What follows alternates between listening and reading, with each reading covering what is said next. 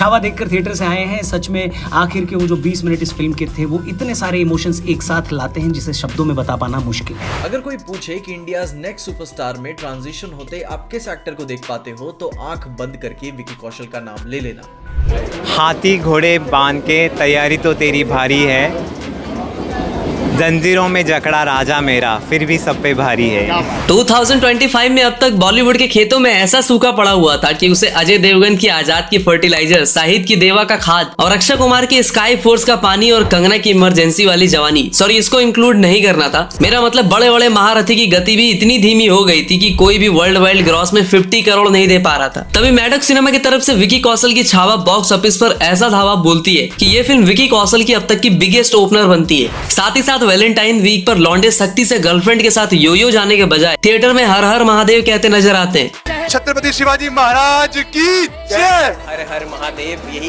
बार बार निकल रहा था जब अंदर बैठे थे, गूज़बम्स आ गए। इस फिल्म में अनलाइक अदर बॉलीवुड पीरियोडिक फिल्मों की तरह ज्यादा छेड़छाड़ ना करते हुए छत्रपति संभाजी महाराज की मर्यादा और सम्मान को ध्यान में रखकर फिल्म में काफी सारी चीजें दिखाई जाती है। लेकिन फिर भी मेकर्स एक दो जगह नहीं, मतलब काफी सारे ऐसे जगह पर चूक जाते हैं जिसकी वजह से बनते बनते कहीं ना कहीं बात बिगड़ जाती है और ये फिल्म चाह कर भी तानाजी वाला इम्पैक्ट नहीं क्रिएट कर पाती। छत्रपति संभाजी महाराज की कहानी की वीर गाथा सुनने से ही आंसू आ जाते हैं, लेकिन इस फिल्म को देखने के बाद भी काफी लोग कनेक्ट नहीं कर पाते। इसके अलावा छावा एक अधूरी फिल्म क्यों है, और जैसा कि फिल्म में दिखाया गया है उसके अपोजिट विकिपीडिया पे छत्रपति संभाजी महाराज के चरित्र के बारे में कुछ ऐसी बातें बताई गई है जिसे जानकर आपका भी खून खौल उठेगा। मैं मानता हूँ कि तबीयत डाउन होने की वजह से इस वीडियो में थोड़ी देरी हो गई है, लेकिन असली इतिहास और फिल्म से रिलेटेड कुछ ऐसी बातें खोज कर लाया हूँ। जैसे कि औरंगजेब जब एक क्रूएल राजा था तो उसे कुछ लोग रहमत उल्लाह उल सलेह क्यों कहते हैं, और क्या सच में संभाजी महाराज ने अपने ही सौतेली माँ को बंदी बना लिया था, और सबसे बड़ी बात क्या संभाजी महाराज को धोखे से पकड़ा गया था, और क्यों छावा मूवी का सीक्वल आना जरूरी है। सो आई कैन गारंटी यू कि छावा की इससे डिटेल वीडियो शायद ही कहीं आपको और मिले।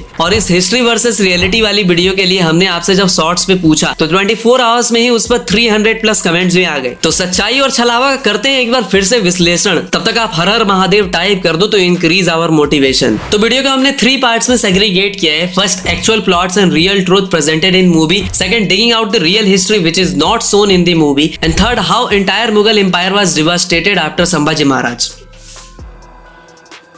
तो देखो, हिस्टोरिकल या पीरियोडिक फिल्मों में अक्सर चीजों को एग्जैगरेट करना, मसाला ऐड करने के लिए फिक्शनल कैरेक्टर्स को ऐड करना, लव स्टोरी घुसा देना, ये सारी चीजें होते आई है। लेकिन बात करें छावा की तो ये फिल्म थोड़ी सी भी लिबर्टी ना लेते हुए हिस्ट्री से बिल्कुल भी छेड़छाड़ नहीं करती। फिल्म की रिलीज से पहले छत्रपति शिवाजी महाराज के शब्दों में हेर फेर करने के एलिगेशन लगे थे, जहाँ उन्होंने कहा था कि हे हिंदवी स्वराज्य भावे श्रीचिन चिच्छा। वही ट्रेलर से हिंदवी वर्ड को हटा देने से काफी हंगामा हुआ था। लेकिन अगर आप फिल्म देखोगे तो मेकर्स ने इतिहास से छेड़छाड़ ना करते हुए एग्जैक्टली वही वाक्य 2-2 बार ऐड कराया है। अब देखो, हिस्ट्री से छेड़छाड़ करने का दुष्परिणाम ये होता है कि आने वाली जनरेशन मैनिपुलेटेड हिस्ट्री को ही सच मान लेती है, जैसा कि रामायण के साथ भी होता है। मलेशिया वालों की एक अपनी अलग ही रामायण है। इंडिया में भी जगह जगह पे अलग वर्जन देखने को मिलता है और लोग अपने इच्छा अनुसार उसमें चीजें ऐड और डिलीट करते जाते हैं, और बाद में कुछ निर्लज्ज लोग सवाल उठाते हैं कि क्या श्री राम मांस खाते थे। इसलिए इतिहास से छेड़छाड़ करना एक बहुत बड़ा क्राइम माना जाता है। ऐसे में ये फिल्म छत्रपति संभाजी महाराज को बहुत ही सही तरीके से दिखाती है कि कैसे वो अपने पिता और पूरे मराठा स्वराज्य के लिए खुद का बलिदान देने तक से नहीं चूकते। फिल्म का सबसे बेस्ट पार्ट जो मुझे लगा वो था औरंगजेब के बेटे मोहम्मद अकबर को ज्यादा बढ़ा चढ़ा के ना दिखाना, जैसे कि बाकी बॉलीवुड फिल्में करते आई है। लेकिन इस फिल्म में उसे ऐसा सपूला ही दिखाया गया है। औरंगजेब को 7-8 फीट का ना दिखाते हुए बिल्कुल ही सही तरीके से दिखाया गया है, और ये भी दिखाया गया है कि कैसे संभाजी महाराज ने उसकी नाक में दम कर दिया था। विकी कौशल ने एक एक सीन में जान फूका है, फिर चाहे वो अभिमन्यु की तरह चौकट उठा के सैकड़ों लोगों से भिड़ जाना हो, रणनीति बनाकर दुश्मनों पे अलग अलग जगह से अलग अलग तरीके से गुरिल्ला वॉरफेयर की तरह अटैक करना हो। और येसु भाई के कैरेक्टर में रश्मिका से मुझे कुछ खास एक्सपेक्टेशन नहीं थी, लेकिन उन्होंने भी काफी बढ़िया काम किया है। और खासकर पहले के लोग जैसे योग साधना से टेलीपैथी से बात कर पाते थे, उसे भी इस फिल्म में अच्छे से दिखाया गया है। लेकिन फिल्म के क्लाइमेक्स में जब छत्रपति संभाजी महाराज और उनके एडवाइजर कवि कलश को जब बंदी बना लिया जाता है तो दोनों को साथ में पकड़ के जंजीरों से बांध दिया जाता है। तब उनकी जो बातचीत होती है, और जब कवि कलश को रात में मौत की सजा देने से पहले ये बात जानते हुए भी संभाजी महाराज चाह कर भी अपने मित्र और सलाहकार कवि कलश को नहीं बचा पाएंगे, तब संभाजी महाराज जो बातें कहते हैं कि तुम नमक नहीं चंदन हो कवि, तिलक हमारे माथे का, मतलब भाई रोना आ जाता है। फिल्म की सिनेमेटोग्राफी काफी अच्छी है, मराठा दरबार की डिटेलिंग पर काफी अच्छे तरीके से काम किया गया है। फिर चाहे वो तराजू दिखाना हो या फिर मछली, जिसका तात्पर्य मराठाओं का साम्राज्य जमीन और समुद्र दोनों में होने से था। संभाजी महाराज के साथ अपनों का ही विश्वासघात करना, हाथियों से गद्दारों को कुचलवा देना, यानी ये सारी चीजें बिल्कुल हिस्ट्री के अकॉर्डिंग ही दिखाई गई है। अक्षय खन्ना और विनीत कुमार सिंह ने भी भाई एक्स्ट्रा ऑर्डिनरी काम किया है। फिल्म के कुछ सीन्स जो मुझे बिल्कुल ठीक नहीं लगे वो ये है कि जब औरंगजेब संभाजी महाराज को बंदी बना लेता है तो उनके सामने 3 शर्तें रखता है। पहला ये कि मुझे पूरे भारत का बादशाह मान लो, सेकंड मराठाओं का सारा खजाना मुझे दे दो, एंड थर्ड इस्लाम कबूल कर लो। लेकिन इस बात को ना मानते हुए संभाजी महाराज औरंगजेब की दरबार में ही उसकी बेइज्जती कर देते हैं, जिसकी वजह से वो उन्हें 40 दिन तक टॉर्चर करता है। लेकिन फिल्म में इन चीजों को दिखाया ही नहीं गया। फिल्म में सिर्फ इतना दिखाया गया कि वो टॉर्चर करता है, लेकिन किस लिए करता है वो ठीक से नहीं दिखाया गया। अब मेकर्स को सच्चाई दिखाने में किस बात का डर था वो तो मुझे नहीं पता, मैं नहीं बताऊंगा।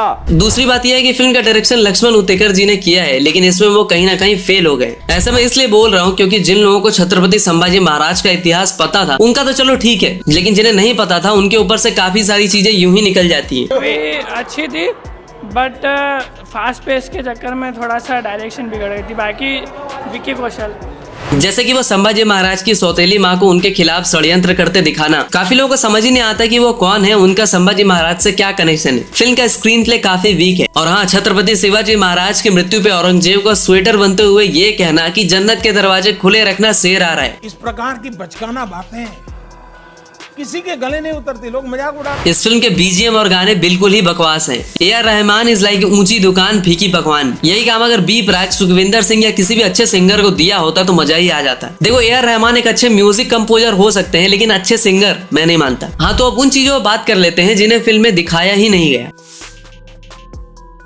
एक राइटर, स्कॉलर और एक राजा। छत्रपति संभाजी महाराज के जन्म के 2.5 साल के बाद ही उनकी माँ का देहांत हो जाता है। तब उनकी दादी जीजाबाई उनका पालन पोषण करती है, उन्हें देश, धर्म, हिंदवी स्वराज्य और जीवन के आदर्शों के बारे में बताती है। और इसलिए 14 साल की उम्र में ही उन्होंने बुद्धभूषणम, नखशिख जैसी 3 संस्कृत ग्रंथ तक लिख दिए थे। संभाजी महाराज महादेव के बहुत बड़े भक्त थे, इसलिए उनकी राज मुद्राओं पे लिखा होता था, श्री शंभो शिवजात मुद्रा से धौवित राजते यंदक सेवनी लेखा वर्तत कस्य नो परी। अर्थात भगवान शिव के भक्त और शिवजी के पुत्र संभाजी का राज्य आकाश तक फैला है और सभी प्रजाजनों के लिए हितकारी है। पता है, संभाजी महाराज जब बहुत छोटे थे तभी उन्हें औरंगजेब से मिलना भी पड़ा था। हुआ कुछ ऐसा था कि जब छत्रपति शिवाजी महाराज ने औरंगजेब के सबसे बड़े गुर्गे, मेरा मतलब जय सिंह से संधि की थी, तो जय सिंह ने उन्हें कहा था कि औरंगजेब उन्हें पूर्ण सम्मान देगा। इसलिए शिवाजी और संभाजी उनसे मिलने चले जाते हैं, लेकिन औरंगजेब ने शिवाजी महाराज और छोटे संभाजी को बंदी बना लिया होता है। ऐसे में शिवाजी महाराज वहाँ से निकलने की युक्ति लगाते हैं और मुगलों से ये बोलते हैं कि उनकी तबीयत ज्यादा खराब है कुछ दिनों से, तो कोई भी उनके घर में एंटर ना करे। जब भी कोई मुगल सैनिक वहाँ पर आता और खिड़की से अंदर देखता तो उनको लगता कि शिवाजी महाराज आराम कर रहे हैं। इसी बीच अक्सर शिवाजी महाराज संतों के लिए फलों और मिठाइयों की टोकरियां भिजवाया करते थे। तो एक दिन वो खुद और संभाजी राजे को लेकर फलों की टोकरी में बैठते हैं और भाग निकलते हैं। इन मुगल सैनिकों को शक ना हो जाए इसलिए वो अपने सौतेले भाई हीरोजी फरजान को अपनी जगह पर चद्दर उड़ाकर सुला देते हैं और अपने एक हाथ का कड़ा हीरोजी को पहना देते हैं, जिससे हीरोजी का हाथ बाहर रहे और मुगल सैनिकों को लगे कि छत्रपति शिवाजी महाराज आराम कर रहे हैं। और इसी की वजह से शिवाजी और संभाजी को टाइम भी मिल जाता है, जिससे वो आराम से बच निकलते हैं। इसके बाद औरंगजेब घोषणा कर देता है कि किसी भी बाप बेटे को देखने से तुरंत फौरन पकड़ लिया जाए। लेकिन शिवाजी महाराज आगरा से सीधा पूना नहीं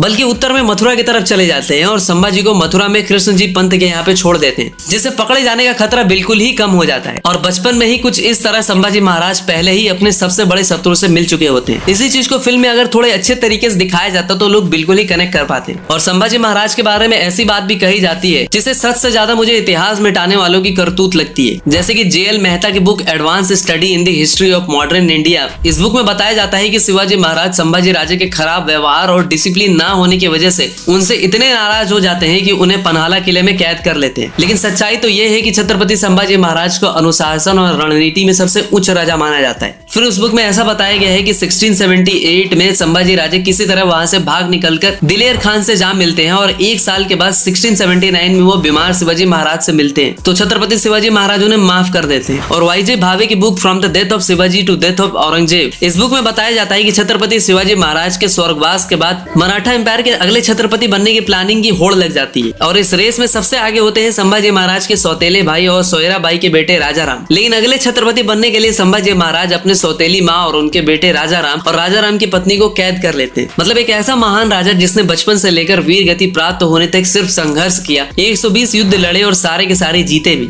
जिसने एक हाथ में शस्त्र और दूसरे में शास्त्र को रखा, अपनी आखिरी सांस तक शेर की तरह दहाड़ते हुए मृत्यु को गले लगा लिया। उसके बारे में ऐसी बातें कहना कि उन्होंने गद्दी पाने के लिए अपने सौतेली माँ और अपने भाई को बंदी बना लिया। अरे मुगल्स और मराठों में यही तो डिफरेंस था कि वो गद्दी के लिए अपने परिवार के लोगों की हत्या नहीं करते थे। लेकिन इस तरह की बातें दिल को चुभती है। वो भी एक परम प्रतापी धर्मवीर महान राजा के बारे में अगर ऐसी बातें की जाती है तो ये मुझे उन्हें बदनाम करने का षड्यंत्र लगता है। अगर कोई मराठी या हिस्ट्री की अच्छी खासी नॉलेज रखने वाला बंदा ये वीडियो देख रहा है तो अपने ओपिनियन कमेंट में जरूर बताना। और एक चीज जिसे इस फिल्म में जरूर दिखाना चाहिए था लेकिन उन्होंने नहीं दिखाया, वो ये था कि मराठा एम्पायर के दुश्मन सिर्फ मुगल्स ही नहीं होते बल्कि पुर्तगाली लोग, सिंधी लोग भी होते हैं। शिवाजी महाराज के स्वर्गवास के बाद पुर्तगाली लोगों ने अपनी सीमा बढ़ाने के लिए आतंक मचाना शुरू कर दिया होता है। कोंकण के गोवा और बॉम्बे में पुर्तगालीज यानी पुर्तगाली लोगों का ऐसा आतंक होता है कि वो गोवा के सारे हिंदुओं को मार रहे होते हैं, उनका कन्वर्जन कर रहे होते हैं। उनका बोलबाला नौसेना यानी नेवी में बहुत ज्यादा होता है। वो अक्सर मराठाओं के शिप्स लूट लिया करते हैं। इसी बात से तंग आकर संभाजी महाराज ने उन्हें सबक सिखाने की ठानी और 1683 से 1684 तक गोवा में उनसे युद्ध किया और उनकी औकात दिखा दी। लेकिन मुगल्स और पुर्तगाली मिल चुके होते हैं और मुगलों की बड़ी सेना की वजह से गोवा से संभाजी महाराज को अपनी सेना को वापस बुलाना पड़ता है। हाँ, तो अब औरंगजेब और उसके पास्ट के बारे में भी थोड़ी सी बात कर लेते हैं, जिसके पास्ट के बारे में काफी लोगों को ढंग से पता ही नहीं है। और 8.5 लाख से ज्यादा की सेना वाले औरंगजेब की पूरे मुगल एम्पायर कैसे तबाह हो गई उस पर भी बात कर लेते हैं। तो मुगल साम्राज्य का सबसे ज्यादा विस्तार, सबसे ज्यादा कर वसूली अगर किसी के रिजाइम में हुआ तो वो औरंगजेब या आलमगीर ही था। वो अकेला मुगल बादशाह था जिसने दक्कन और दक्षिण भारत को भी हथियाने की पूरी कोशिश की थी। औरंगजेब शाहजहां की 6ठी संतान थी और उसका तीसरा बेटा था, इसलिए शाहजहां उसे दक्कन का सूबेदार बनाता है। इधर वो अपने दूसरे बेटे दारा सिकोह को मुगल दरबार का कामकाज धीरे धीरे सौंपने लगता है। एक बार शाहजहां की एक बेटी जलकर मर जाती है, फिर भी औरंगजेब आगरा वापस नहीं आता। वो उसके 3 हफ्ते बाद आता है और जब वो आता है तो शाहजहां गुस्से में उसे दक्कन के सूबेदार के पद से हटा देता है। 7 महीने तक दरबार में न आने की सजा भी देता है। बाद में उसकी क्रूरता और युद्ध नीतियों की वजह से उसे मुल्तान सिंध का सूबेदार बनाया जाता है। लेकिन 1652 के गोलकोंडा के युद्ध में शाहजहां ने अपनी सेना वापस बुला ली होती है, जिससे औरंगजेब वो युद्ध हार जाता है। इधर 1657 में औरंगजेब बीमार पड़ जाता है और ऐसा बीमार कि उसके सारे बेटों को लगता है कि अब तो गया है बुड्ढा और मेरे मुगल बादशाह बनने का टाइम आ गया है। तो औरंगजेब यहाँ पर एक बहुत ही खतरनाक कॉन्स्पिरेसी करता है। वो अपने ही भाई मुराद को अपनी तरफ मिला लेता है, क्योंकि उसने मुराद से कहा होता है कि अगर तुम दारा और सुजा को हटाने में मेरी मदद करते हो तो मैं मुगल सल्तनत की गद्दी तुम्हें सौंपकर खुद हज करने चला जाऊंगा। मुराद और औरंगजेब की सेना मिलकर दारा को हरा देते हैं और दारा उत्तर की तरफ भागता है तो उसे एक बलोच सरदार अपने यहाँ शरण देने का वादा करके औरंगजेब को सौंप देता है और औरंगजेब अपने ही भाई दारा सिकोह को मृत्यु दंड की सजा देता है। अपने दूसरे भाई सुजा को वो वर्मा में मार गिराता है और मुराद को अपने ही भाइयों के मारने की सजा देता है और अपने बाप शाहजहां को कैद कर लेता है। शाहजहां कभी भी औरंगजेब को बादशाह नहीं देखना चाहता था, क्योंकि औरंगजेब एक बहुत ही क्रूर और कट्टरपंथी विचारधारा का था। तो वही दारा सिकोह सबको लेकर चलने वाला था, आर्ट और म्यूजिक को भी बढ़ावा देने वाला था। औरंगजेब का बड़ा भाई दारा शिकोह, उसने किताब लिखी मंजुमल बहरीन, मतलब 2 समुद्रों का मिलन।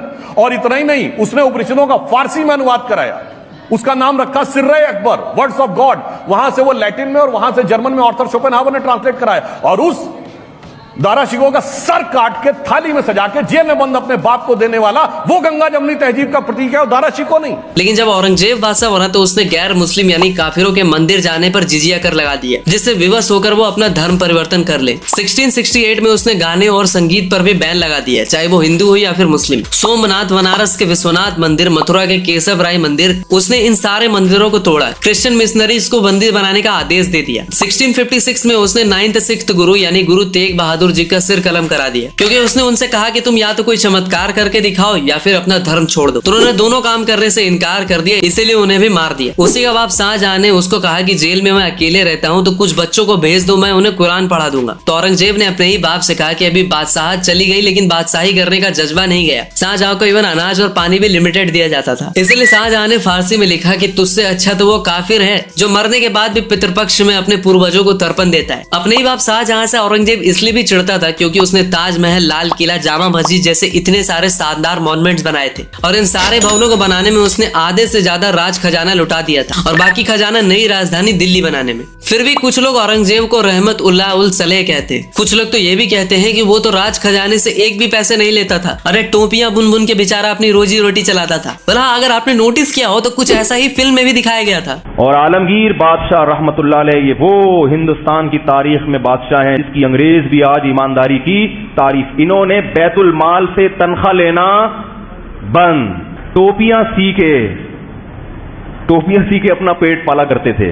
इसलिए कहते हैं कि क्रूर लोग सिर्फ दूसरों के लिए नहीं, समय आने पर अपनों के साथ भी क्रूरता करने में पीछे नहीं हटते। और भाई जो लोग औरंगजेब को एक नेक दिल बादशाह बताते हैं, मैं तो इतना ही कहूंगा कि ऊपर वाला उन्हें भी औरंगजेब जैसा भाई और औरंगजेब जैसा ही बेटा दे। तो देखो, संभाजी महाराज की वीर गति को प्राप्त हो जाने के बाद उनके 40 दिनों तक चले टॉर्चर, और कई जगह पर तो ऐसा भी बताया जाता है कि उनके शरीर के टुकड़े टुकड़े करके नदी में फेंक दिया गया था। तो कुछ इतिहासकार ऐसा भी कहते हैं कि उन्हें कुत्तों को खिला दिया गया था। इसी बात से मराठाओं का खून खौल उठता है और वो लगातार बार बार औरंगजेब से युद्ध करते हैं और उसके दक्कन के हथियाने के सपने को कभी पूरा नहीं होने देते। औरंगजेब कभी भी अपने मंसूबे में कामयाब नहीं हो पाता और इतने साल दक्कन में बिताने की वजह से उसकी पकड़ उत्तर में भी कमजोर पड़ने लगती है और इसीलिए उसके बाद मुगल एम्पायर पूरी तरह से बर्बाद हो जाता है। हाँ तो भाई, आई होप कि अभी आपको सारी चीजें समझ में आ गई होगी और संभाजी महाराज के बारे में भी काफी कुछ जानने को मिला होगा। इसलिए संभाजी महाराज के लिए कहते हैं कि देश धर्म पे मिटने वाला शेर शिवा का छावा था, महापराक्रमी परम प्रतापी एक ही शंभू राजा था, एक ही शंभू राजा था। तो मिलते हैं अगली वीडियो में, तब तक के लिए नमः पार्वती पतये हर हर महादेव।